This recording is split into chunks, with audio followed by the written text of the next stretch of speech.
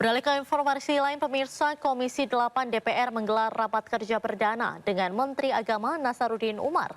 Adapun pembahasannya adalah mengenai evaluasi haji 2024. Kemenak mengungkapkan penyelenggaraan ibadah haji tahun 2024 mengusung tagline Haji Ramah Lansia dengan alasan jumlah jemaah haji lansia sangat banyak. Komisi 8 DPR menggelar rapat kerja perdana dengan Menteri Agama Nasaruddin Umar.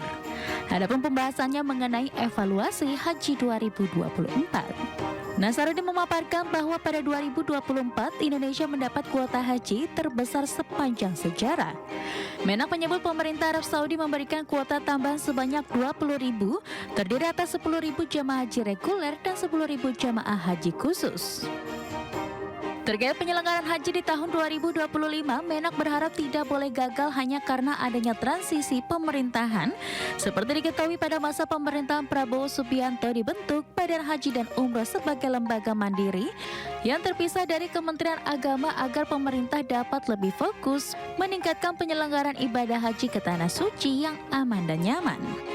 Dengan terbentuknya badan baru, jadi dari poin 1 sampai 26 ini bayangan masa depan yang akan dilakukan oleh badan.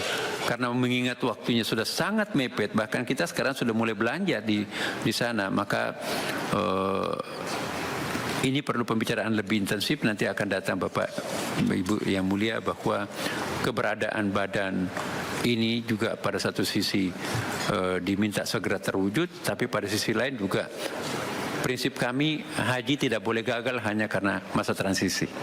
Saya kira kita sepakat, karena itu Kementerian Agama dengan segala risikonya dan dengan dukungan dari Bapak-Bapak Ibu-Ibu dari Komisi 8, insya Allah diharapkan tahun ini tidak ada gangguan sedikit pun dengan adanya reorganisasi haji ini.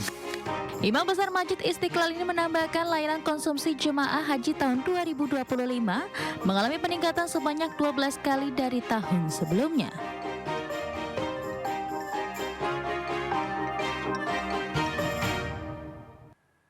Sementara itu, Wakil Ketua Komisi 8 DPR RI, Abdul Wahid, meminta Menteri Agama Nasaruddin Umar tak bersikap sama seperti Menteri Agama sebelumnya Yakut Khalil Qaumas soal pembagian kuota haji tambahan.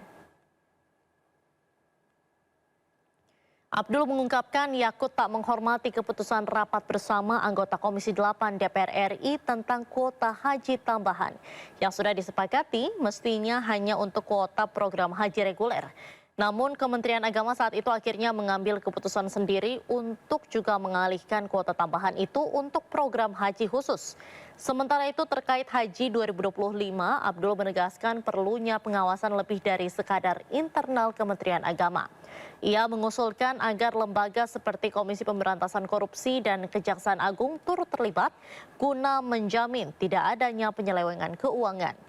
Selain pengawasan, Ahmad mendorong revisi Undang-Undang Nomor 8 Tahun 2019 tentang penyelenggaraan ibadah haji dan umroh. Langkah ini dinilai penting agar regulasi penyelenggaraan haji lebih relevan dengan kebutuhan dan tantangan saat ini sesuai rekomendasi Pansus Angket Penyelenggaraan Haji DPR RI. Supaya jangan terjadi penyimpangan segala macam hal ini perlu ke sistem haji terbuka, Pak.